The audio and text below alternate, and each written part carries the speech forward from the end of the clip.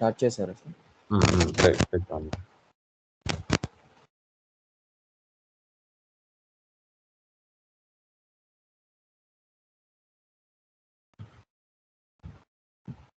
Bank reconciliation statement. In accounting, BRS stands for Bank Reconciliation Statement, which is a document that compares the bank balance as per the company's accounting records with the balance stated in the bank statement. Detecting errors. Errors in accounting records. It helps identify errors in the company's accounting records, such as incorrect amounts, duplicated entries, or omitted transactions. Errors in bank records. It also helps detect errors in the bank records, such as incorrect deposits or withdrawals or fees. Identifying unrecorded transactions, bank charges, and interest. Transactions like bank fee, interest gain, and direct debits may not be recorded in the company's books until reconciled. Outstanding checks. Checks that have been issued but not yet cleared by the bank are identified. Preventing fraud. Regular reconciliations can help identify unauthorized transactions and potentially preventing or minimizing fraud. Ensuring accuracy. By reconciling the bank statements with internal records, a company ensures that its cash position is accurate, which is crucial for financial reporting.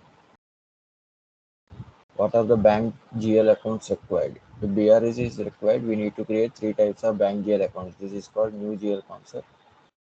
Main bank GL, check issue or outgoing bank clearing account, check deposit or incoming clearing account. Okay. So బేసికల్గా మనం bank బిఆర్ఎస్ని ఎందుకు use చేస్తామంటే, so మన అకౌంట్స్లో మనం ఏదైతే ఈఆర్పీస్ని use చేస్తాం, even SAP, Tally, Oracle ఏదైనా కావచ్చు, మనం ఈఆర్పీలో ఉన్న బ్యాంక్ బ్యాలెన్సెస్, బ్యాంక్ లెడ్జర్లకు సంబంధించిన బ్యాలెన్సెస్ ఒరిజినల్గా ఉన్నటువంటి మన బ్యాంక్ అకౌంట్కి సంబంధించిన బ్యాలెన్సెస్ మ్యాచ్ కావు నార్మల్గా ఎప్పుడు కూడా. సో వాటిని మ్యాచ్ చేసి ప్రాపర్ రిపోర్ట్స్ని జనరేట్ చేసే దానికోసం బిఆర్ఎస్ని యూజ్ చేస్తారు. సో ఈ మ్యాచ్ కానందువల్ల డ్రాబ్యాక్స్ ఏమేమి ఉంటాయంటే, ఫర్ ఎగ్జాంపుల్ మనము చెక్ కొన్ని ఉంటాయి కదా, ఈ basic terminology, cheque issued but not debited. ఇట్లాంటే మనము వెండర్కి చెక్ ఇష్యూ చేస్తాము, ఆ వెండర్ ఏంటంటే ఇమ్మీడియట్గా ఎన్కాష్ చేసుకోరు, చెక్ తన దగ్గర పెట్టుకుంటారు. సో మనం ఏంటంటే బ్యాంక్ అకౌంట్లో మన రికార్డ్స్ అతనికి 50, ఫర్ ఎగ్జాంపుల్ బ్యాంక్ అకౌంట్ మీకు ఎగ్జాంపుల్ చెప్తాను. ఎక్సెల్ ఓపెన్ చేయండి. బేసిక్స్ ఏమో ఫస్ట్ షీట్ ఓపెన్ చేయండి. ఎక్సెల్ లో ఫస్ట్ షీట్ ఇదే కదా సార్, ఇది ఒకసారి ఓకే, ఇది ఓకే. ఫర్ ఎగ్జాంపుల్ మనం వితౌట్ బిఆర్ఎస్ ఎంట్రీస్ చెప్తాం. ఇవన్నీ మనం చేసినట్టు ఏపీఏఆర్ కి సంబంధించి ఫస్ట్ రండి. ఇక్కడ ఇవి మనకి తెలిసినాయి కదా. ఫర్ ఎగ్జాంపుల్ వితౌట్ బిఆర్ఎస్ లో అంటే అకౌంట్స్ పేబుల్ లో ఇన్వాయిస్ పోస్ట్ చేసినప్పుడు మనకి ఏం ఎంట్రీ వస్తుంది? Inventory, raw material to vendor account, ఇది నార్మల్ ఎంట్రీ. అలాగే ఏఆర్లకు వచ్చేతలకి కింద పేమెంట్కి వచ్చేతలకి vendor account to bank account, ఇది నార్మల్ ఎంట్రీ. అలాగే ఏఆర్లకు వచ్చేతలకి కస్టమర్ పోస్టింగ్ కి customer account debit to sales account credit. Same దానికి పేమెంట్ ఏం చేస్తాము, మన బ్యాంక్ అకౌంట్కి అమౌంట్ వస్తుంది, ఫ్రమ్ కస్టమర్ నుంచి వస్తుంది, ఇది నార్మల్ ఎంట్రీ. సో ఈ ఎంట్రీస్ మనం ఏపీఆర్ లో మనకి ఆల్రెడీ మనం పోస్ట్ చేస్తాం. ఇంకొంచెం స్క్రోల్ డౌన్ చేయండి.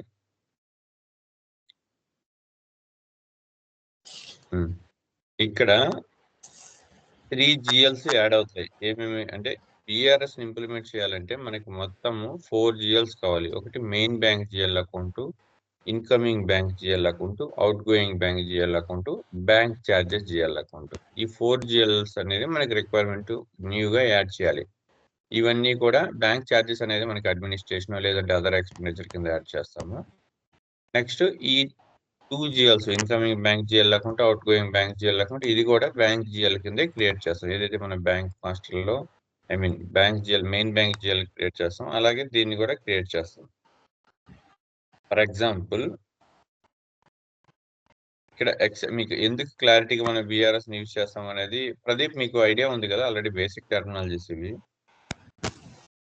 ఎగ్జాంపుల్ కూడా చెప్తాను. ఫర్ ఎగ్జాంపుల్ ఇక్కడ సైడ్ ఎక్సెల్ షీట్ లో 1 lakh మెన్షన్ చేయండి. Simple clarification. 1 lakh మీ బ్యాంక్ బ్యాలెన్స్ ఉందనుకోండి. ఓకే, బ్యాంక్ బ్యాలెన్స్ మనం ఏం చేసాము, మన వెండర్కి చెక్ ఇష్యూ చేసాం. సో కింద వెండర్ చెక్ ఇష్యూ అని చెప్పి ఒక 50,000 అప్డేట్ చేయండి.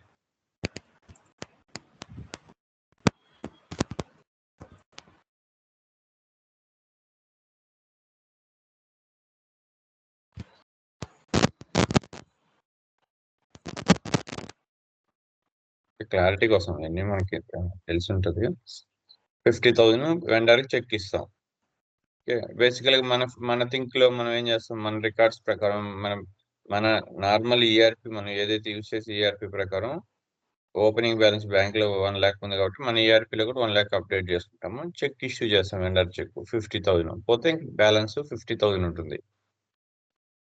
ఇక్కడ 50,000 అప్డేట్ చేయండి బ్యాలెన్స్ అని just.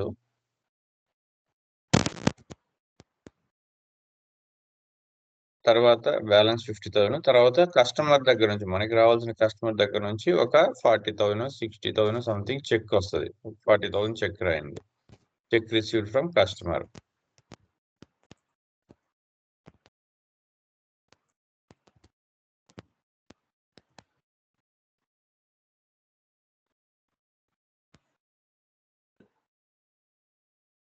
So cheque received from customer అంటే 1 lakh minus 50. Okay, cheque receive ఇక్కడ 50,000 బ్యాలెన్స్ ఉంటుంది. చెక్ రిసీవ్ ఎంత అయితే 40, సో టోటల్ 90,000 బ్యాలెన్స్ అవుతుంది. మనకు తెలిసిన ఇన్ఫర్మేషన్ ఇది. 90,000 రూపీస్ మన బ్యాంక్ అకౌంట్ ప్రకారం బ్యాలెన్స్ ఉంది అనుకుంటాం. బ్యాంక్ అకౌంట్ ప్రకారం మన ఈఆర్పీలో బ్యాలెన్స్ ఉంది అనుకొని మనము ఫర్దర్ గా ఎవరికైనా ఇంకొక వెండర్కి 90,000 ఉంది కదా అని చెప్పి ఇంకొక వెండర్కి 90,000 రూపీస్ చెక్ ని మనము ఇస్తాం. ఆ చెక్ ని మనం సబ్మిట్ చేస్తాం కింద. సో అనదర్ చెక్ అని 90,000 రూపీస్ ఇచ్చేస్తాం. అంటే ఎగ్జాంపుల్ చెప్తున్నాను. బట్ ఇక్కడ ఏమవుతుందంటే చెక్ ఇష్యూ చేసిన వెండరు చెక్ ని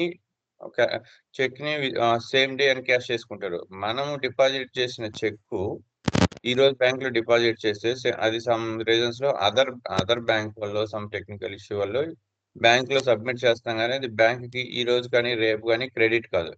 next day after tomorrow credit అవుతుంది. బట్ మనం ఈ రోజు 90,000 చెక్ డిపాజిట్ చేసేసాం ఇమీడియట్ గా అని చెప్పి సేమ్ ఈ రోజు ఈవినింగ్ రేపు మార్నింగ్ ఇంకొక వెండర్ కి 90,000 రూపీస్ కి చెక్ ఇస్తాం. సో అతను ఇమీడియట్ గా అదే రోజు చెక్ చేయగానే మన యొక్క డిపాజిట్ చెక్ బ్యాంక్ లో ఎన్కాష్ కానందువల్ల మనం ఇచ్చినటువంటి 90,000 రూపీస్ చెక్ బౌన్స్ అవుతుంది. అంటే ఇక్కడ మన రికార్డ్స్ ప్రకారం 90,000 బ్యాలెన్స్ ఉంటుంది. బట్ బ్యాంక్ రికార్డ్స్ ప్రకారం ఓన్లీ 50,000 ఉంటుంది. ఎందుకంటే 50,000 డెబిట్ అయిపోయి 40,000 అనేది ఎన్కాష్ అయ్యి ఉండదు, బ్యాంక్ లో క్రెడిట్ అయ్యి ఉండదు చెక్. సో ఇక్కడ ఈ డిఫరెన్సెస్ అలాగే సమ్ అదర్ బ్యాంక్ ఛార్జెస్ ఉంటాయి.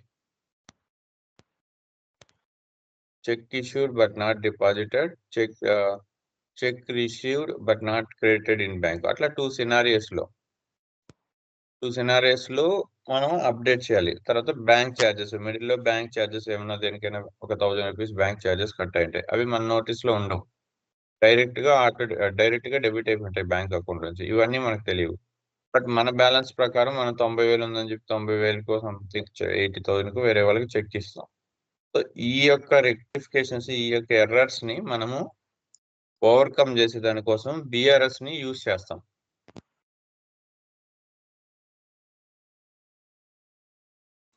సేమ్ అదే రాయండి. ఇక్కడ పైన వచ్చి cheque issued but not debited in bank పైన 50,000 కి చెక్ ఇష్యూడ్ బట్ నాట్ ఎందువల్ల ఏ రీజన్స్ ని మనం ఓవర్కమ్ చేయడానికి బిఆర్ఎస్ ని యూజ్ చేస్తామంటే cheque issued but not debited in bank, అలాగే cheque deposited but not credited in our bank. Check deposited but not credited in our bank. అలాగే బ్యాంక్ ఛార్జెస్.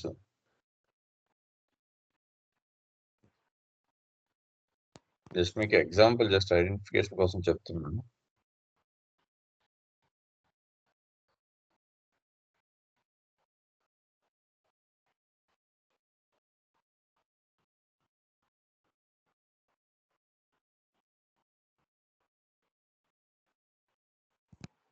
ఆల్మోస్ట్ 8 అయింది ప్రదీప్. 9 అవుతుంది. మీకు ప్రాబ్లం లేదు కదా 10 వరకు క్లాస్కి?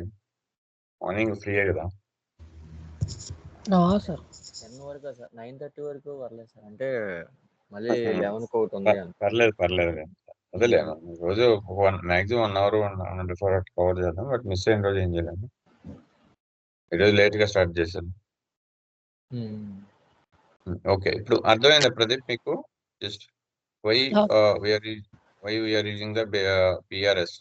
జస్ట్ ఆ త్రీ మైండ్ లో పెట్టుకుని. ఎందుకంటే మనం ఇష్యూ చేసిన చెక్స్ క్లియర్ కావు, అలాగే మనం డిపాజిట్ చేసిన చెక్స్ కూడా క్లియర్ కావు. But as per our records ప్రకారం మనం బ్యాలెన్సెస్ ని అప్డేట్ చేసుకుంటాం. మన యొక్క ఈఆర్పి మనం ఏదైతే యూజ్ చేస్తాం, ఈఆర్పి లో ఉన్నటువంటి closing opening balances, bank account లో ఒరిజినల్ బ్యాంక్ అకౌంట్ లో ఉన్నటువంటి క్లోజింగ్ ఓపెనింగ్ బ్యాలెన్సెస్ ఇవి మ్యాచ్ కావు. సో ఈ డిఫరెన్సెస్ ని మనము అప్డేట్ చేసుకునే దానికోసం బిఆర్ఎస్ ని యూజ్ చేస్తాం. Okay sir. నెక్స్ట్ ఆ పైకి వెళ్ళండి. 3 బ్యాంక్ అకౌంట్స్ ని ఎలా వస్తాయి?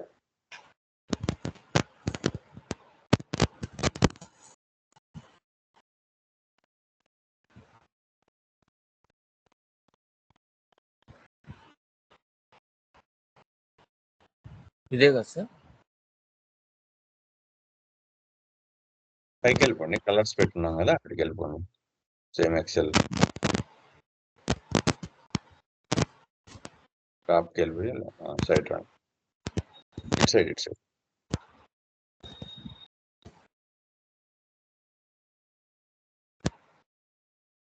ఓకే, ఇక్కడ విత్ బిఆర్ఎస్ ఎంట్రీలు ఎలా వస్తాయనే దానికి example. For example, vendor payment చేసేటప్పుడు మనం డైరెక్ట్గా ప్రీవియస్గా ఏం చేసాం, vendor account data to cashier bank account చేసాం. సో ఇక్కడ కూడా అలాగే వెండర్ అకౌంట్ని వెండర్ పేమెంట్ చేసేటప్పుడు వెండర్ని డెబిట్ చేస్తాము. అలాగే instead of main bank account బదులు ఇక్కడ cheque issue or outgoing bank clearing account అనేది మనం డెబిట్ చేస్తాం. అంటే తర్వాత మళ్ళీ మనం బ్యాంక్ స్టేట్మెంట్ మనం తెచ్చుకొని, బ్యాంక్ స్టేట్మెంట్ అవైలబిలిటీలో వచ్చినప్పుడు బ్యాంక్ స్టేట్మెంట్ ని వ్యూ చేసుకొని మనము బ్యాంక్ స్టేట్మెంట్ సిస్టమ్ లో ఎంట్రీ చేసేటప్పుడు ఈ పర్టికులర్ పేమెంట్ మనం ఎప్పుడైతే బ్యాంక్ స్టేట్మెంట్ లో మనకి డిస్ప్లే అవుతుందో ఆ పేమెంట్ బదులు అప్పుడు మళ్ళీ ఆ పేమెంట్ ని వెరిఫై చేసుకొని మనం ఎంట్రీ ఎలా చేస్తాము, cheque issue outgoing clearing account debit to main bank account credit. అంటే ఆ పర్టికులర్ ట్రాన్సాక్షన్ రిమార్క్స్ లో పేమెంట్ రాస్తాము. ఏమని, సో వెండర్ పేమెంట్ అనేది రిమార్క్స్ లో రాస్తాము. బట్ దానికి ట్రాన్సాక్షన్ వచ్చి cheque issue or clearing account debit to main bank account credit. So ఇక్కడ ఏమవుతుంది, పైన క్రెడిట్ లో ఉన్నటువంటి అవుట్ గోయింగ్ క్లియరింగ్ అకౌంట్ కింద డెబిట్ లోకి వస్తుంది. అంటే both debit and credit side వచ్చి అది క్లియర్ అయిపోతాయి. సో ఈ మనకి ఎలా అయితే జిఆర్ఐఆర్ క్లియరింగ్ అకౌంట్ ఉంటాయో సేమ్ ఇది కూడా మనకి క్లియరింగ్ అకౌంట్ అవుతుంది. సో ఇది కూడా ఇక్కడ డెబిట్ అండ్ క్రెడిట్ వచ్చినందువల్ల క్లియర్ అయ్యి జీరో బ్యాలెన్స్ చూపిస్తుంది. ఫైనల్ మన ఎంట్రీ ఏంటి, vendor account data to bank account. Final entry అయితే ఇదే వస్తుంది. సో బట్ మనకి ఇక్కడ ఏమవుతుంది, ఈ original cheque issue outgoing bank clearing account అనేది మనం అప్డేట్ చేసుకున్న తర్వాత మన ఈఆర్పిలో ఈ 7,000 అనేది ఓపెన్ ఐటమ్ కింద ఉంటుంది. అంటే ఓపెన్ ఐటమ్ కింద ఉన్నప్పుడు మనకి బ్యాంక్ బ్యాలెన్స్ ని మనం యాక్చువల్ గా క్యాలిక్యులేట్ చేయము. అంటే ఇది ఓపెన్ ఐటమ్, మళ్ళీ మనకి ఇది ఫర్దర్ గా క్లియర్ అవ్వాలి అంటే ప్రజెంట్ ఉన్నటువంటి 7,000 అనే బ్యాలెన్స్ ని మనం క్యాలిక్యులేట్ చేయకూడదు బ్యాంక్ స్టేట్మెంట్ లో. ఈ 7,000 ఉన్నా కూడా బ్యాంక్ స్టేట్మెంట్ లో 7,000 మనం ఉన్నా కానీ యాజ్ పర్ మన బ్యాంక్ స్టేట్మెంట్ ప్రకారం మనం 7,000 రూపీస్ బ్యాంక్ స్టేట్మెంట్ ప్రకారం ఉన్నా కానీ ఇది మనకి ఒరిజినల్ బ్యాలెన్స్ కాదు, దీన్ని యూజ్ చేయకూడదు ఈ ఉద్దేశం ఈ పర్పస్ తో మనము దీన్ని యూజ్ చేస్తాము. Next customer payment point of వ్యూలోకి వచ్చేసరికి సేమ్ మనం బేసికల్ గా customer account debit to main bank account debit to customer account credit. పైన చూడండి ఎంట్రీ, నార్మల్ పేమెంట్ ఎంట్రీ అయితే జస్ట్ కొంచెం మూవ్ చేయండి పైకి. ఓకే, ఇది customer bank account main bank account debit to customer account credit. ఇది normal payment without BRS. So BRS వచ్చేసరికి ఏమవుతుంది, చెక్ డిపాజిట్ ఇన్కమింగ్ పేమెంట్. అంటే కస్టమర్ దగ్గర నుంచి మనకి చెక్ రాగానే మనము ప్రీవియస్లో ఏం చేస్తాం, డైరెక్ట్గా మన బ్యాంక్ అకౌంట్లో వేసేసామని ఎంట్రీ చేస్తాము. దానివల్ల మనకి ఈఆర్పీలో అమౌంట్ రిఫ్లెక్ట్ అవుతుంది కానీ బ్యాంక్ స్టేట్మెంట్లో రిఫ్లెక్ట్ కాదు. ఎందుకంటే అది ఎన్కాష్ అయ్యి చెక్ ఎన్కాష్ అయ్యేదానికి 1 or 2 days పడుతుంది. ఇక్కడ అందువల్ల కస్టమర్ ఈ బీఆర్ఎస్ లో వచ్చేతలకి ఎంట్రీ ఏం చేస్తారు, check deposit incoming clearing account అంటే 8,000 రూపీస్ మనకి చెక్ డిపాజిట్ చేసాము కస్టమర్ది. అది మనకు ఫర్దర్ గా 1 or 2 days లో క్రెడిట్ అయ్యి మన బ్యాంక్ అకౌంట్ కి వస్తుంది అనేదానికి. అంటే ఇది కూడా ఒక ఓపెన్ ఐటమ్ కింద ఉంటుంది. జిఆర్ఐఆర్ ఇవన్నీ ఎలా ఓపెన్ ఐటమ్ ఉంటుందో ఇది కూడా bank incoming outgoing bank ఇవన్నీ కూడా ఓపెన్ ఐటమ్స్ లెక్క ఉంటాయి. సో ఇక్కడ check deposit incoming clearing account debit, customer account credit. ఇది కస్టమర్ చెక్ రాగానే మన బ్యాంకులో డిపాజిట్ చేయగానే ఈ ఎంట్రీని పోస్ట్ చేస్తాం. నెక్స్ట్ అగైన్ మనం బ్యాంక్ స్టేట్మెంట్ తెచ్చుకున్న తర్వాత main bank account debit, check deposit incoming clearing account అనేది క్రెడిట్ అవుతుంది. అంటే ఇక్కడ పైన డెబిట్ ఇక్కడ క్రెడిట్ ఇది ఈక్వల్ అయిపోద్ది. ఫైనల్ గా కస్టమర్ అకౌంట్ అటు మెయిన్ బ్యాంక్ అకౌంట్ ఈ 2 transactions మనకి రిఫ్లెక్ట్ అవుతాయి. సేమ్ వెండర్ లో ఎలా అయితే vendor payment account vendor account debit, bank account credit, ఇక్కడ మన bank account debit, vendor account credit. అంటే వెండర్ పేమెంట్ చేసేటప్పుడు మనము మన బ్యాంక్ అకౌంట్ నుంచి అమౌంట్ వెళ్తుంది. సో ఇక్కడ మన బ్యాంక్ అకౌంట్ కి డెబిట్ వస్తుంది, అమౌంట్ క్రెడిట్ అవుతుంది. సో ఈ ట్రాన్సాక్షన్ మనం ఫస్ట్ ఇవి అనాలిసిస్ చేసుకుంటే దీన్ని బేస్ చేసుకుని ఫర్దర్ గా డిఫరెంట్ రూల్స్ ని మనం క్రియేట్ చేయాలి. ఆ బేస్డ్ ఆన్ రూల్స్ ని బేస్ చేసుకుని బ్యాంక్ అనేది మన మన ఎస్ఐపి సర్వర్ లో బ్యాంక్ లో జరిగే ట్రాన్సాక్షన్స్ ని మన ఎస్ఐపి లో జరిగే ట్రాన్సాక్షన్ ని మ్యాచ్ చేసుకుంటాయి. దీనికి సంబంధించిన డిఫరెంట్ రూల్స్ ఉంటాయి. ఒకసారి పక్క షీట్ లోకి వెళ్ళండి. ఇక్కడ చూడండి బిఆర్ఎస్ కాన్ఫిగరేషన్స్ అంటే మనకి జస్ట్ స్క్రోల్ డౌన్ చేయండి, వెళ్దాం స్టేటస్ కి. ఇవన్నీ కూడా డిఫరెంట్ రూల్స్ ఉంటాయి. ఇవి మనం ఈ అన్ని రూల్స్ కూడా ఫస్ట్ ఉన్నటువంటి ఇప్పుడు మనం ఎక్స్ప్లెయిన్ చేసాం కదా నార్మల్ ఎంట్రీ బిఆర్ఎస్ ఎంట్రీకి కస్టమర్ అండ్ వెండర్ పేమెంట్ కి సేమ్ ఆ ఎంట్రీని బేస్ చేసుకునే ఉంటాయి అన్ని కూడా. ఆ ఎంట్రీ మీకు 100% మైండ్ లో ఉండాలి. చెక్ బిఆర్ఎస్ ఎంట్రీలో కస్టమర్ అండ్ వెండర్ పేమెంట్ కి 4 entries normal. First cheque deposit చేయగానే ఏం ఎంట్రీ వస్తుంది, తర్వాత వెండర్ పేమెంట్ కి సంబంధించి చెక్ డిపాజిట్ చేయగానే ఏం ఎంట్రీ వస్తుంది.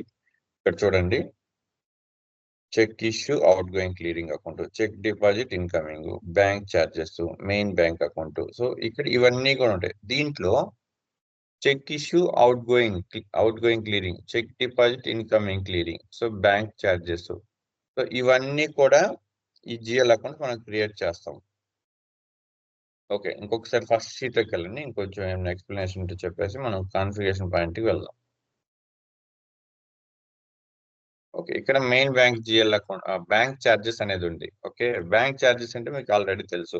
ఎందుకంటే బ్యాంక్ వాళ్ళు సమ్ టైమ్స్ బ్యాంకు మన యొక్క ట్రాన్సాక్షన్ సంబంధించి ఆటోమేటిక్ ఛార్జెస్ కొన్నిసార్లు 150, 450 అట్లా చెక్ బుక్ ఛార్జెస్ కానీ ఇంకేదైనా అదర్ ఆన్లైన్ సంబంధించిన ట్రాన్సాక్షన్ సంబంధించిన ఛార్జెస్ కానీ సమ్ టైమ్స్ బ్యాంక్ లో మనం క్రెడిట్ చేసే అమౌంట్ మీద ఇంట్రెస్ట్ కానీ ఇవన్నీ కూడా డెబిట్ క్రెడిట్ ఆటోమేటిక్ గా బ్యాంక్ వాళ్ళు బ్యాంక్ ఛార్జెస్ కింద కొన్ని చేస్తారు, అలాగే ఇంట్రెస్ట్ కింద కొన్ని యాడ్ చేస్తారు. మోస్ట్లీ ఇంట్రెస్ట్ అనేది మనం ఇంట్రెస్ట్ అనేది లేదు కరెంట్ అకౌంట్లకి.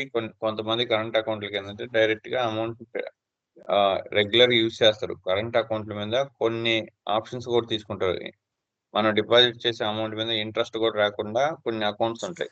ఫర్ ఎగ్జాంపుల్ 1 CR డిపాజిట్ చేసినా కానీ రెగ్యులర్ ట్రాన్సాక్షన్స్ కాబట్టి 1 CR మీరు 1 month ఉన్నా కానీ కొన్ని బ్యాంక్ అకౌంట్స్ 0% ఇంట్రెస్ట్ ఇస్తారు. అలాంటివి కొన్ని ఉంటాయి. అందువల్ల ఇంట్రెస్ట్ రిసీవ్డ్ అనే పాయింట్ ని మనం అది బేసికల్గా ఫర్ ఎగ్జాంపుల్ మీరు పర్సనల్ అకౌంట్ యూజ్ చేస్తారు. కొన్నిసార్లు మీకు బ్యాంకు మీరు ఒక 10,000 20,000 అలా 3-4 months టచ్ చేయకుండా ఉంటే మీకు ఇంట్రెస్ట్ అనేది ఒక 150-200 పడుతుంది. ఐడియా ఉందా? అవును సార్, ఐడియా ఉంది. అది మనకి ఏంటంటే పర్సనల్ అకౌంట్స్ కి, ఐ మీన్ సేవింగ్స్ అకౌంట్ కి. బట్ కరెంట్ అకౌంట్ ఓపెన్ చేసుకునేటప్పుడు కొన్ని టర్మ్స్ అండ్ కండిషన్స్ లేకపోతే ఓపెన్ చేసే దాన్ని బేస్ చేసుకుని కరెంట్ అకౌంట్స్ లో బిజినెస్ పర్పస్ కి యూజ్ చేసే కరెంట్ అకౌంట్స్ కి ఇంట్రెస్ట్ పడదు. 1 CR 2 CR 2 months 3 months అలా టచ్ చేయకుండా ఉన్నా కానీ ఇంట్రెస్ట్ అనేది పడదు. ఎందుకంటే వాళ్ళు ఒక్కొక్కసారి ఇమీడియట్ గా 1 CR ని యూజ్ చేసేస్తారు. కొన్నిసార్లు ఓవర్ డ్రాఫ్ట్ ఫెసిలిటీ కూడా ఉంటాయి. సో అన్ని సినారీస్ బేస్ చేసుకున్న వాళ్ళు ఏంటంటే క్రెడిట్ ఇంట్రెస్ట్ అనేది కూడా ఇవ్వరు కొన్నిసార్లు, అంటే based on the current account nature base చేసుకుని. సో ఇక్కడ మనం ప్రజెంట్ ఇప్పుడు బ్యాంక్ ఛార్జెస్ అనే జిఎల్ని క్రియేట్ చేద్దాం. సో బ్యాంక్ ఛార్జెస్ అంటే మనకి ఎక్స్పెండిచర్, అంటే ఇవి డైరెక్ట్ ఎక్స్పెండిచర్ కింద లేదా ఇండైరెక్ట్ ఎక్స్పెండిచర్ లేదా అడ్మినిస్ట్రేషన్ ఎక్స్పెండిచర్ వాట్ ఎవర్ ఏదైనా ఒక గ్రూప్ కింద దీన్ని క్రియేట్ చేయొచ్చు. సో మనం దీన్ని డైరెక్ట్ ఎక్స్పెండిచర్ కింద అంటే ఇట్లా అఫిషియల్ గా బ్యాంక్ ఛార్జెస్ అన్ని కూడా మనం ఐటీఆర్ లో చూపించుకుంటాం కాబట్టి డైరెక్ట్ ఎక్స్పెండిచర్ కింద బుక్ చేద్దాం. సో ఇది ప్రాసెస్ కింద ఇక్కడ చూడండి, ఇవన్నీ కూడా మనము పక్కన ఎక్సెల్ లో కూడా అప్డేట్ చేస్తున్నాను. జస్ట్ ఈ 7 స్టెప్స్ మనము విఆర్ఎస్ కి, ఇది విఆర్ఎస్ అయిన తర్వాత మీకు ఈబిఎస్ చెప్తాను. అంటే సేమ్ విఆర్ఎస్ లోని ఏదైతే ప్రాసెస్ ఉంటుందో లాస్ట్ 4 డిజిట్స్, అంటే లాస్ట్ 4 కాన్ఫిగరేషన్స్ లో assign and business transaction variant cheque deposit last 4 transactions లో చేంజ్ అవుతాయి. రిమైనింగ్ అంతా కూడా మన డిఫైన్ పోస్టింగ్ రూల్స్ వరకు బిఆర్ఎస్ కైనా ఈబిఎస్ కైనా ఒకటే ఉంటుంది. ఈబిఎస్ లో లాస్ట్ 4 ట్రాన్సాక్షన్స్ అనేది చేంజ్ అవుతాయి. సో మనం ఫస్ట్ బిఆర్ఎస్ ప్రాసెస్ నుంచి స్టార్ట్ చేద్దాము. జస్ట్ కొన్ని కాన్ఫిగరేషన్స్ అనేది చేద్దాం ఈ రోజు, ఇంకా హాఫ్ అన్ అవర్ ఉంది కూడా. Okay first BRS configuration second sheet లోకి వెళ్ళండి, ఎస్ఏపికి వెళ్ళండి.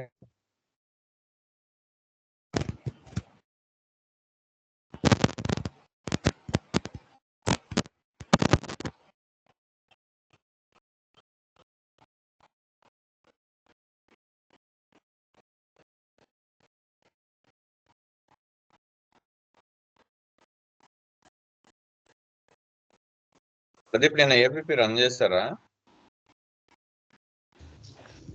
సార్ చేశాను సార్, నాకు అదే వచ్చింది ఎస్ఏపి జిటిఎస్. అవునా? మీ సర్వరు రఘు సర్వర్ డిఫరెంట్ సర్వర్లు కదా, సేమ్ ఒకే దగ్గర తీసుకున్నారా? కాదు, నాకు అలా ట్రై చేశాను కదా, నాకు ఒకే దగ్గర తీసుకున్నా. అదే వచ్చింది.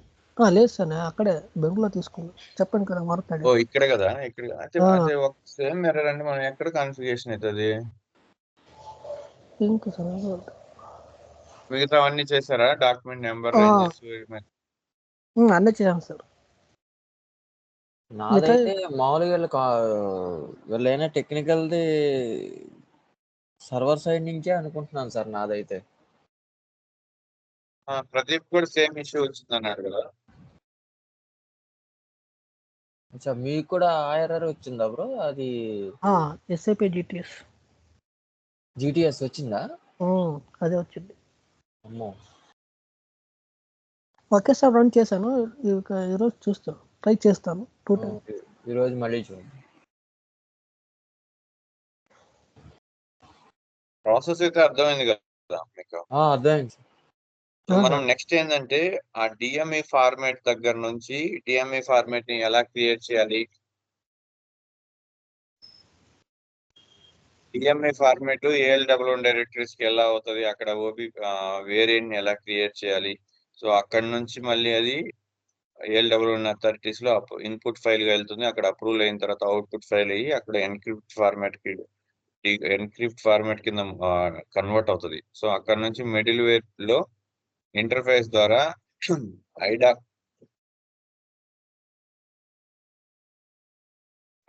ఐడాక్ లో ఇన్బౌండ్ అవుట్ బౌండ్ ఉంటాయి కదా, అట్లా అవుట్ బౌండ్ ఐడాక్ ద్వారా మనము దాన్ని బ్యాంక్ సర్వర్లకి మూవ్ చేస్తాము. సో ఈ ప్రాసెస్ అంతా కూడా మీకు స్టెప్ బై స్టెప్ చెప్తాను. అది 1.5 hour పడుతుంది. ఆ ప్రాసెస్ చెప్పేటప్పుడు మీకు ఇన్ డీటెయిల్ గా అర్థమవుతుంది ఎలా ఎస్ఏపి నుంచి బ్యాంక్ ఇంటిగ్రేట్ అవుతుంది, మళ్ళీ బ్యాంక్ నుంచి ఎలా మళ్ళీ తిరిగి రిటర్న్ అయ్యి ఎస్ఏపిలోకి ఏఎల్డబ్ల్యూ అథారిటీస్ లోకి ఆ ఫైల్ ట్రాన్సాక్షన్ కంప్లీట్ అయిన ఫైల్ ఎలా అటాచ్ అవుతుంది, ఈ ప్రాసెస్ అంతా కూడా చెప్తాను. Okay sir. ఓకే, నెక్స్ట్ అంటే ఇప్పుడు మీకు ఇంటర్వ్యూ పాయింట్ ఆఫ్ వ్యూ ఇవన్నీ అడుగుతారు నిన్న డిస్కస్ చేసినట్టు. అవునవును సార్. రియల్ టైమ్ కాన్సెప్ట్స్ లోకి వచ్చేసరికి వీటిని అడుగుతారు. ఏది డిఎంఈ ఇంటర్ఫేస్, మిడిల్ వేర్ లో అవి రియల్ టైమ్ కాన్సెప్ట్స్ లో అడుగుతారు. సో అందుకని నేను ఇవన్నీ కూడా మెన్షన్ చేస్తున్నాను మీకు రియల్ టైమ్ కాన్సెప్ట్స్ కింద. అవునవును, ఇవన్నీ కూడా 100% చెప్తాను నేను. ఓకే, ఇప్పుడు వెళ్ళండి ఎక్సెల్కి వెళ్ళండి.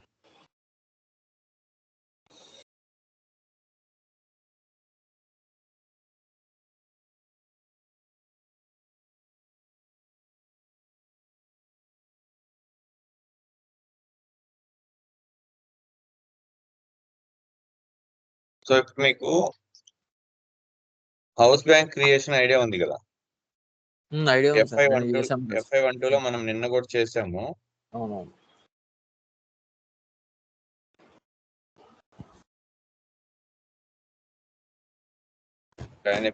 పైన HAL లో ఇదే ట్రైనింగ్ వాళ్ళు పైన వెళ్తా ఉంటే తలక అదే అది పోయి అయిపోతుంది. మీకు బాగా వినపడుతుంది, మాకు అంత లేదు సార్. మీరు ఏమన్నా బయటకు పెట్టినా మాకు అంత రావట్లా. నేను ఇయర్ ఫోన్ బయటకు వదిలేసి మాట్లాడుతుంటాను. అయినా నాకు రావట్లేదు సార్. మాకే డిస్టెన్స్ ఉండట్లా. గ్రేట్, అది చెవులు పగిలిపోతాం.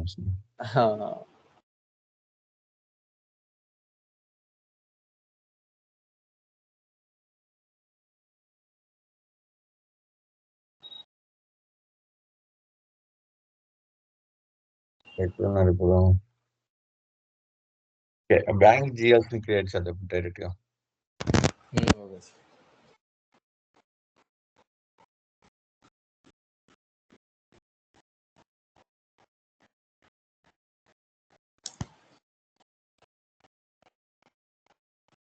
సెక్షన్ డస్ నాట్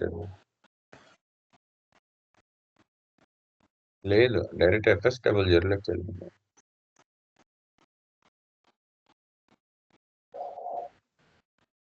ఓ కొట్టాను నేను సార్, అందుకు పోయింది. సో బ్యాంక్ జిఎల్స్ అన్ని కూడా కరెంట్ అసెట్స్ కాబట్టి కరెంట్ అసెట్స్కి వెళ్ళండి. సో నెక్స్ట్ లాస్ట్ నెంబర్ తర్వాత కంటిన్యూ నెంబర్ చేయండి. 7005 ఉంది కదా, దాన్ని సెలెక్ట్ చేసుకొని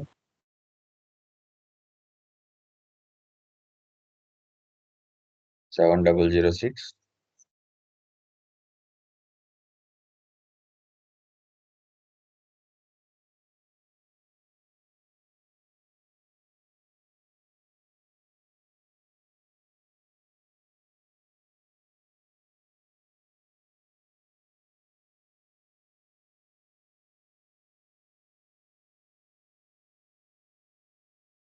HDFC, ఓకే, ఆ బ్యాంక్ ని యూజ్ చేస్తారా? ఇంకో కొత్త బ్యాంక్ క్రియేట్ చేద్దాం. ఈ బ్యాంకులకి ఏదో కొన్ని ట్రాన్సాక్షన్స్ అయినాయి కానీ మళ్ళీ ఫర్దర్ గా మనకి బ్యాలెన్సెస్ మ్యాచ్ కావు కదా. ఆల్రెడీ కొన్ని ట్రాన్సాక్షన్ పోస్ట్ చేస్తున్నాం. అయితే కొత్త బ్యాంక్ కూడా క్రియేట్ చేయమంటారా సార్? నార్మల్ మెయిన్ బ్యాంక్ కూడా న్యూ బ్యాంక్ క్రియేట్ చేయండి.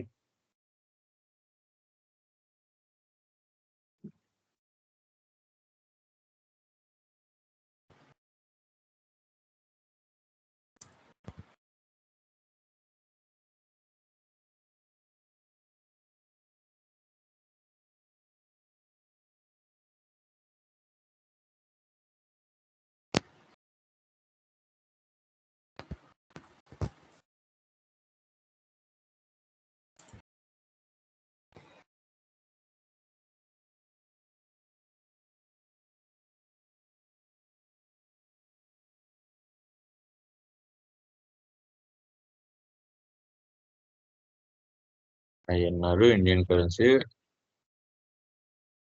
అది తీసింది. రీకన్సిలేషన్ కస్టమర్ ఎందుకు వచ్చింది?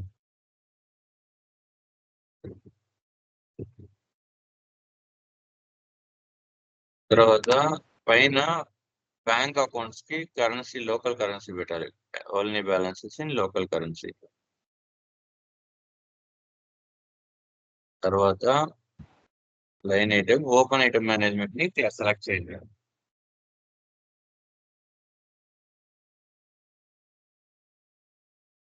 రెండునా సార్? ఓన్లీ ఓపెన్ కాదు, ఓపెన్ ఐటమ్, లైన్ ఐటమ్ కూడా సెలెక్ట్ చేయండి. ఓకే. ఇది సార్ షార్ట్ కీలో బ్యాంక్ అకౌంట్ నెంబర్ 12 ఏదో వస్తుంది కదా, పైకి వెళ్ళండి. 12 వస్తుంది బ్యాంక్ అకౌంట్. ఇవన్నీ పైన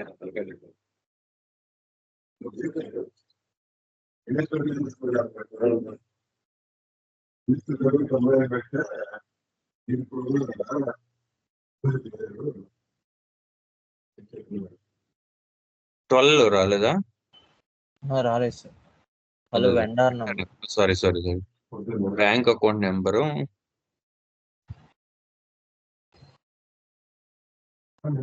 ఎక్సెల్ ఏం పెట్టినా నేను? Access cheque bank GL account.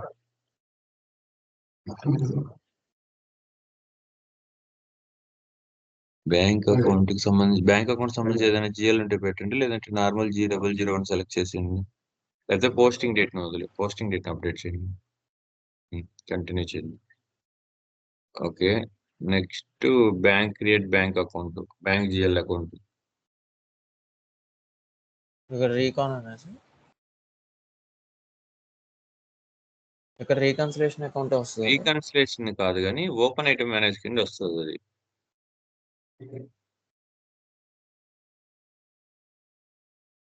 Bank accounts అని ఉంది. బ్యాంక్ అకౌంట్స్ G005 వస్తుంది చూడు, G005. ఓకే. ఏం అవసరం లేదు, ఎంటర్ కొట్టి సేవ్ చేయండి, ఏమైనా ఎర్రర్ చూస్తుంది చూడండి.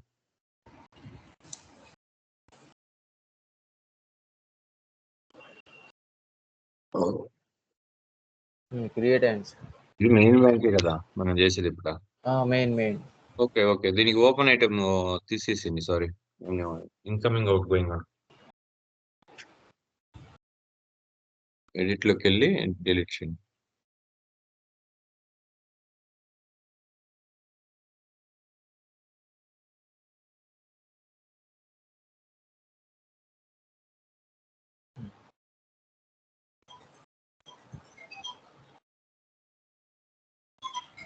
ఇస్తారా ఓపెన్ ఐటమ్ చెక్ బాక్స్? చేసాను. Okay, next GL create.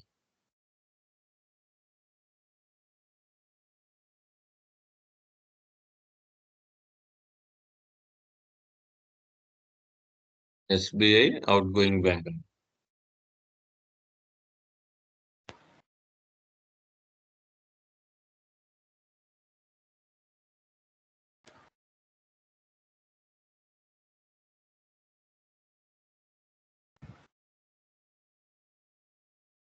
ఇంకొకటి జిఎల్ మాస్కింగ్ అని ఉంటుంది. సో ఇప్పుడు మనం అది అవసరం లేదు, మనకు చేసేది 1 or 2 బ్యాంక్ అకౌంట్సే. రియల్ టైంలో జిఎల్ మాస్కింగ్ అంటే ఏందని అడుగుతారు. జిఎల్ మాస్కింగ్ అని ఉంటే, ఫర్ ఎగ్జాంపుల్ రియల్ టైంలో మనం కరెంట్ అసెట్స్ కింద number ranges 1 lakh number ranges ఇచ్చుంటాం అనుకోండి.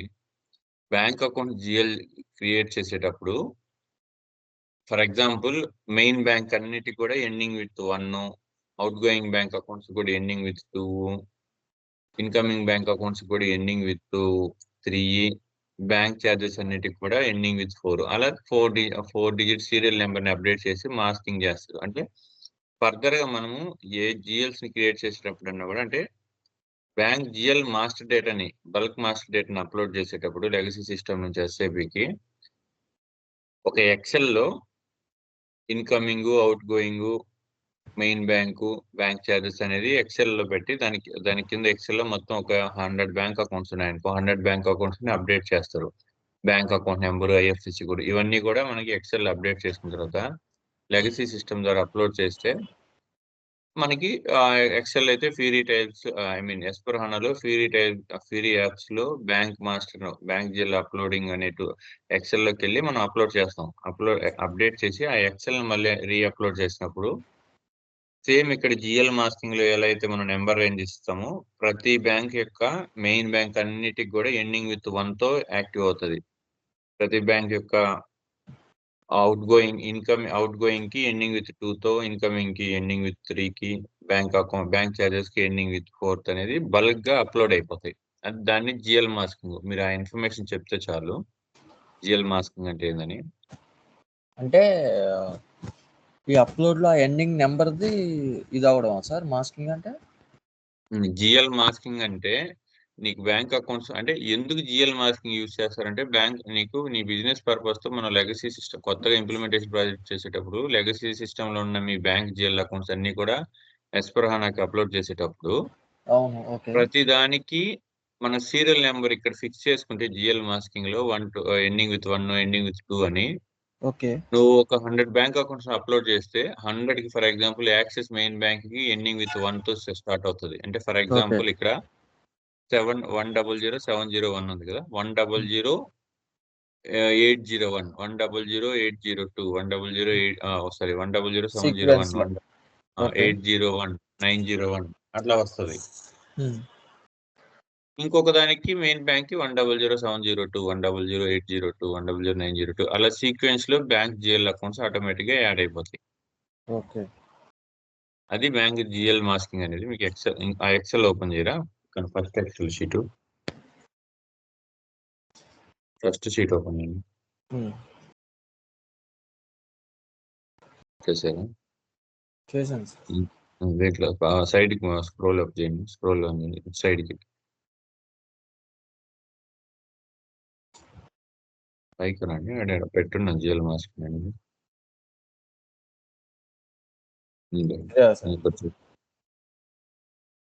అంటే ఇక్కడ జిఎల్ మాస్కింగ్ అనేది అన్ని స్టార్స్ పెట్టి 0 పెట్టి చేసామంటే అన్నిటికీ ఎండింగ్ విత్ 2001010 200 130 200 130 132 305 బ్యాంక్ చార్జెస్ కి ఏం అవసరం లేదు.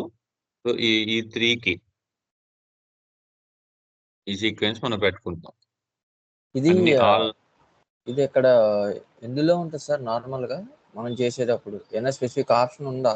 ఇలా ఉంది జిఎల్ మాస్కింగ్ ఆప్షన్ ఉంది. ఎక్కడ హనాలోనా సార్? ఈసీసీ లో కూడా ఉందా? ఈ రెండింటికి సేమ్ అదే ఉంటుంది. Okay okay. బట్ అక్కడ ఏంటంటే లెగసీ సిస్టమ్ లో LSMW తో అప్లోడ్ చేస్తారు. ఇక్కడ ఏంటంటే డైరెక్ట్ ఫ్యూరీ టైల్స్ తో కాక్పిట్ వచ్చింది కదా sir, migration cockpit. Bank GL direct గా ఎక్సెల్ ఉంటుంది టెంప్లెట్. ఓకే. ఆ టెంప్లెట్ ని డౌన్లోడ్ చేసుకుని ఆ టెంప్లెట్ మనం ఈ విధంగా ఫిల్ చేసుకుంటాము. ఎక్సెల్, ICICI, HDFC అని అవన్నీ ఫిల్ చేసి ఆ టెంప్లెట్ ని అప్లోడ్ చేసినప్పుడు డైరెక్ట్ గా యాడ్ అయిపోతాయి.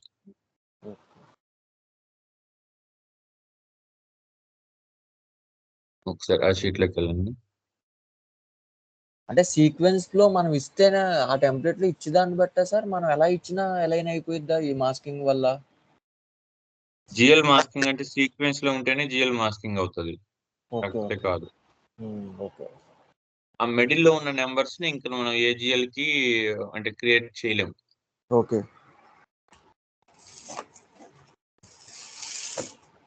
ఓకే, అక్కడికి వెళ్ళండి.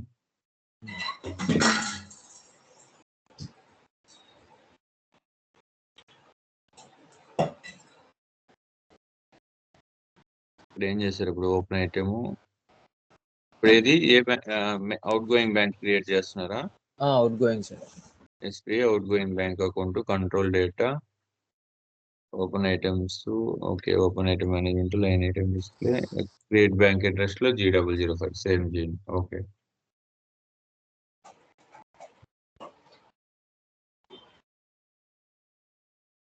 క్రియేట్ బ్యాంక్ ఇంట్రెస్ట్ సేవ్ చేసింది. ఇంకోటి ఇన్కమింగ్ బ్యాంక్ అవుట్.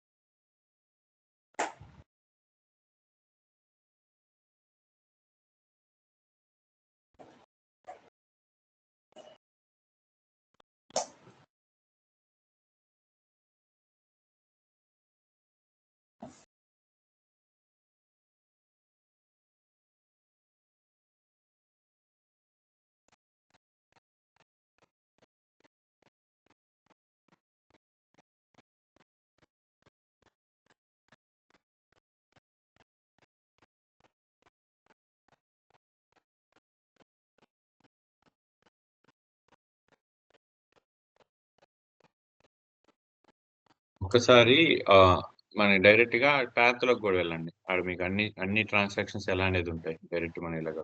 ఎక్కడ సార్? ఓకే, ఇచ్చేసి చెప్తాను, ఫర్దర్ గా వెళ్దాం. తర్వాత బ్యాంక్ ఛార్జెస్ కూడా అడ్మినిస్ట్రేషన్ ఛార్జెస్ కింద పెట్టి సేవ్ చేయండి.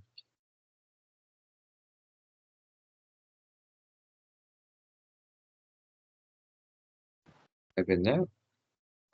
బ్యాంక్ ఛార్జెస్ కూడా చేసేస్తాం. బ్యాంక్ ఛార్జెస్ కూడా చేయండి. బ్యాంక్ ఛార్జెస్ సీరియల్ వేరేది కాబట్టి మనం జిఎల్ మాస్కింగ్ పెట్టలేము. అడ్మినిస్ట్రేషన్ కానీ అదర్ ఎక్స్పెండిచర్ మనం దాన్ని డిఫరెంట్ జిఎల్ గ్రూప్స్ కింద మ్యాప్ చేస్తాం కాబట్టి.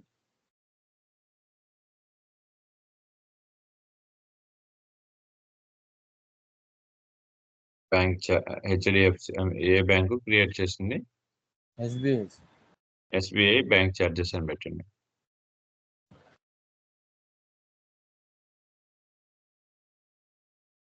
అంటే ఆ మాస్కింగ్ చేయాలి అంటే సేమ్ ఇక్కడ ఈ మెయిన్ బ్యాంక్ అవుట్ గోయింగ్ వాటిలో పెట్టినట్టు ఉంటేనే చేయగలమా సార్? లేకపోతే ఎట్లా? అవును. అవును.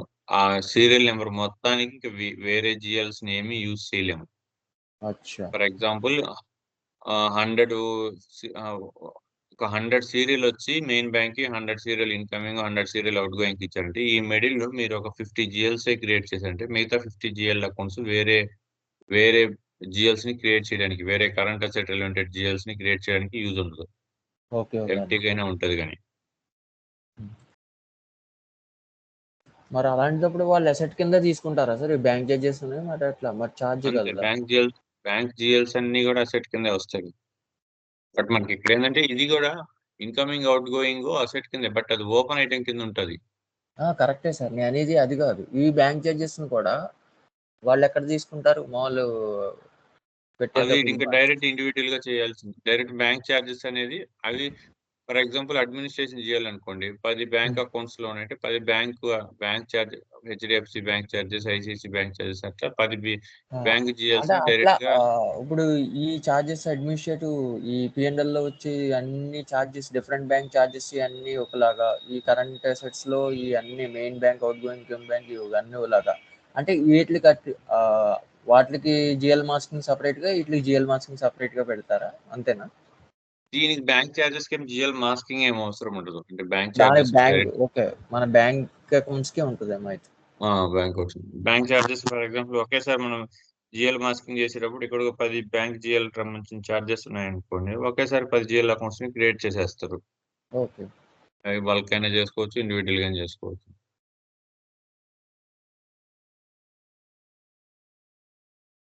పీ&ఎల్, కంట్రోల్, ఐఎన్ఆర్, పోస్టింగ్ డేట్ పెట్టాను సార్ ఇది. అది లైన్ ఐటమ్ డిస్‌ప్లే అనా కదా సార్? బ్యాంక్ చార్జెసా? అయిపోయిందా? హ్మ్. బ్యాంక్ లైన్ ఐటమ్ డిస్‌ప్లే అంటే పోస్టింగ్ డేటా పెట్టేయండి. దీనికేమో జీడబ్ల్యూ జనరల్ పెట్టేసాం ఫీల్డ్ స్టేటస్. అంతే. నార్మల్ అది. కంట్రోల్ డేటా ఇక్కడ కూడా బ్యాంక్ చార్జెస్ ఓకేలే. సార్ట్‌కి పోస్టింగ్‌కి పెట్టాం. ఇది దీంట్లోనేమో G001 పెట్టాం. అంతే కదా సార్? ఓకే. అంతే.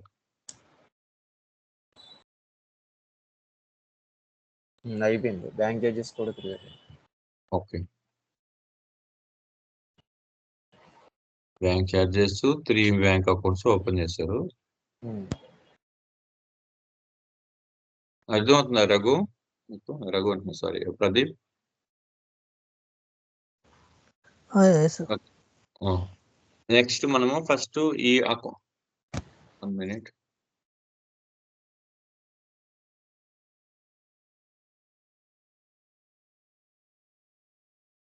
ఇంకా ప్యాత్‌లోకి వెళ్ళిపోండి ఎస్‌పీఆర్ఓకి. మనం అక్కడి నుంచే మొత్తం ట్రాన్సాక్షన్స్ ఉంటాయి. మీకు అక్కడికి క్లియర్‌గా డిస్‌ప్లే అవుతాయి. నేను పాత్ ఇచ్చాను కదా! Define posting keys and posting rules for the cheque deposit.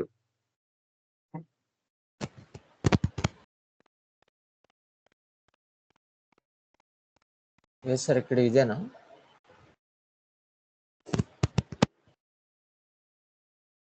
Path ఇచ్చినాను కదా అక్కడ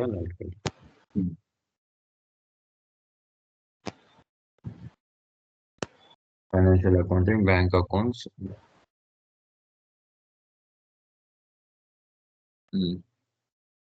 business transactions, cheque deposit, define posting keys and posting rules for check deposit.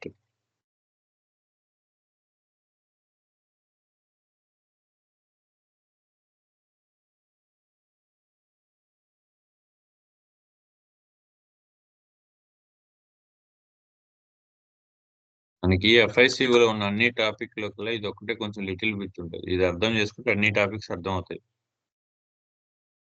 దీన్ని అర్థం చేసుకునే చాలా కన్‌ఫ్యూజ్‌గా ఉంటది ఇది. అంటే బీఆర్ఎస్, ఈవీఆర్ఎస్ మొత్తం గూడా. బట్ స్టెప్ బై స్టెప్ మనం స్టెప్ బై స్టెప్ గన అండర్‌స్టాండ్ చేసుకొని నేర్చుకుంటే ఈజీగా ఉంటుంది. అంటే ఉన్న టాపిక్‌లన్నిటికల్లా డిఫికల్ట్ టాపిక్ ఇది. ఓకే. సో, ఇప్పుడు ఇక్కడ చూడండి, క్రియేట్ ఏంది టాపిక్ ఏంటి, define posting keys and posting rules for the cheque deposit. అంటే అంతే ఫర్ ఎగ్జాంపుల్ మనం ఒక చెక్ బ్యాంక్ లో చెక్ ని డిపాజిట్ చేస్తున్నాం. డిపాజిట్ చేయిస్తే దానివల్ల జరిగే రిఫ్లెక్ట్ ఏమనేది మనకి పోస్టింగ్ రూల్ అంటారు. చెక్ డిపాజిట్ చేస్తారు. చెక్ డిపాజిట్ చేయగానే మనకి వచ్చే ఎంట్రీ ఏంది, ఫర్ ఎగ్జాంపుల్ మనకి కస్టమర్ దగ్గర నుంచి చెక్ వచ్చింది. ఆ చెక్ ని మనం తీసుకొని బ్యాంక్ లో డిపాజిట్ చేస్తాం. డిపాజిట్ చేయగానే ఎంట్రీ ఏమొస్తుంది మనకి, ఫస్ట్ కస్టమర్ యొక్క బ్యాలెన్సెస్ క్లియర్ అయిపోతాయి. అవును. తర్వాత మన బ్యాంక్ అకౌంట్ కి మనీ క్రెడిట్ అవుతుంది. మెయిన్ బ్యాంక్ క్రెడిట్ అవుతుంది. మెయిన్ బ్యాంక్ క్రెడిట్ అవుతుంది. అది ఎట్లా, second step bank statement check చేసుకున్న తర్వాత మెయిన్ బ్యాంక్ క్రెడిట్ అవుతుంది. ఫస్ట్ ఏమవుతుంది, మనం ఫస్ట్ మీకు ఎక్సెల్ లో చెప్పాను కదా, incoming to customer customer account credit, incoming clearing account debit, customer account credit వస్తుంది చెప్పాను. అవును. అంటే ఆ ఫస్ట్ లో జరిగిన ట్రాన్సాక్షన్స్ బేస్ చేసుకొని ఈ పోస్టింగ్ కీస్ కానీ, పోస్టింగ్ రూల్స్ కానీ, అకౌంట్ సింబల్స్ కానీ ఇవన్నీ కూడా దాన్ని బేస్ చేసుకొని ఉంటాయి. అందువల్ల ఆ ట్రాన్సాక్షన్స్ అనేది మీ మైండ్ లో 100% ఉంది. అవును. ఇప్పుడు అకౌంట్ సింబల్స్ క్రియేట్ చేద్దాం. సో ఈ అకౌంట్ సింబల్స్ లో అంటే 4 ఉంటాయి. మనం టెక్స్ట్ ఫీల్డ్స్ క్రియేట్ చేసుకుందాము. ఏది, యాక్సిస్ బ్యాంక్ ఒక అకౌంట్ సింబల్, చెక్ డిపాజిట్ ఒక అకౌంట్, చెక్ ఇష్యూకి ఒక అకౌంట్ సింబల్, చెక్ డిపాజిట్ ఒక అకౌంట్ సింబల్. అంటే చెక్ ఇష్యూ అంటే వెండర్ చెక్, చెక్ డిపాజిట్ అంటే కస్టమర్ ఇచ్చిన చెక్, బ్యాంక్ ఛార్జెస్. ఈ 4టికి 4 అకౌంట్ సింబల్స్ ని మనం క్రియేట్ చేయాలి ఇప్పుడు. ఫర్దర్ గా ఈ సింబల్స్ ని బేస్ చేసుకొని రూల్స్ ని పోస్ట్ చేస్తాం. ఓకే,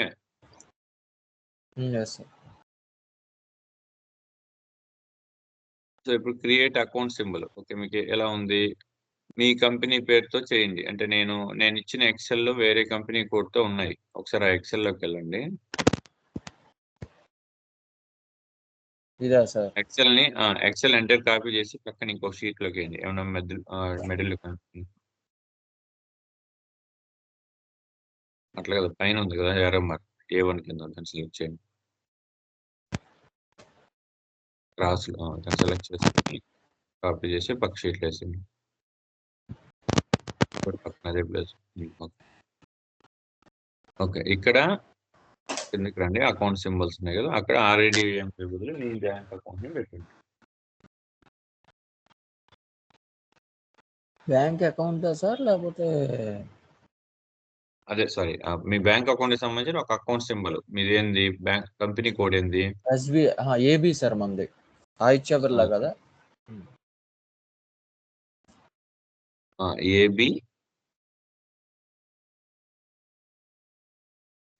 ఏబిఏఎం అని పెట్టండి. అంటే Aditya Birla Axis bank main account అని పెట్టండి.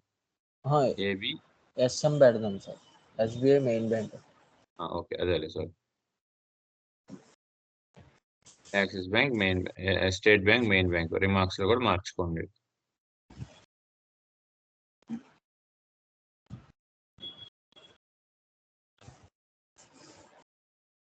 ఏబి చిక్కిష్ ఆదిత్య బిర్లా మార్క్స్ లో కూడా అప్డేట్ చేయండి.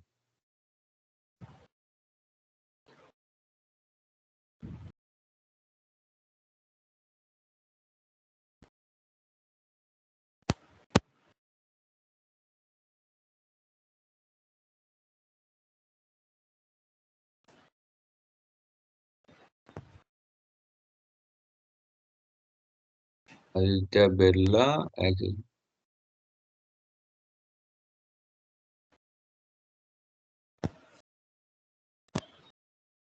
ఇక్కడ 4 డిజిట్స్ తీసుకుంటాయి అకౌంట్ సింబల్స్, అందువల్ల 4 సార్. అక్కడ క్రియేట్ చేసేటప్పుడు 4 డిజిట్స్ తీసుకుంటుంది. అయితే ఒక పని చేస్తుంది, ఏ పెట్టేస్తా సరిపోతుంది. ఏ తీసేసింది, ఏ ఒకటి పెట్టి రిమైనింగ్ తీసేయండి.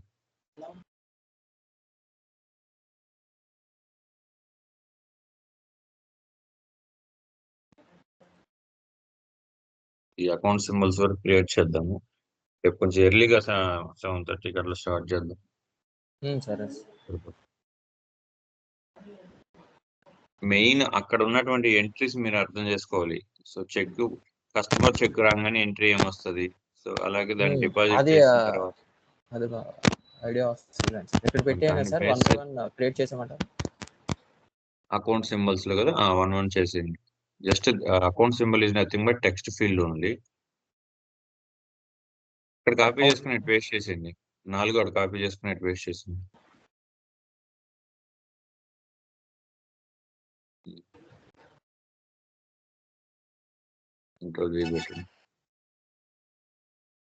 ఫస్ట్ దానికి ఇంకొక దానికి లెటర్ యాడ్ చేయండి.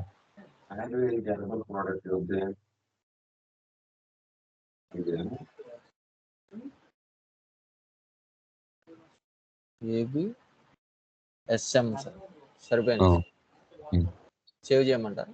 ఓకే, సేవ్ చేస్తాను.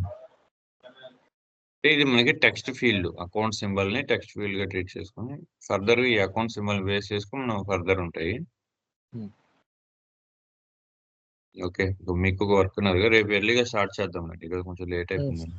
సరే సార్, అర్థమైంది ప్రదీప్? ఇప్పటి వరకు ఆ ఎక్సెల్ షీట్ ని చూసుకోండి ఒకసారి, ఓవర్ చేయండి. ఇది మనకి ఈ బ్యాంకింగ్ ప్రాసెస్ సంబంధించి బిఆర్ఎస్, ఈబిఆర్ఎస్ మొత్తం కనీసం ఒక 5 to 6 hours పడుతుంది చెప్పడానికి. దాన్ని బేస్ చేసుకుని మనం 2 hours ప్లాన్ చేసుకుంటే అవుతుంది రేపటి నుంచి. సరే. Okay Pradeep, thanks. ఆ, థ్యాంక్ యూ సార్.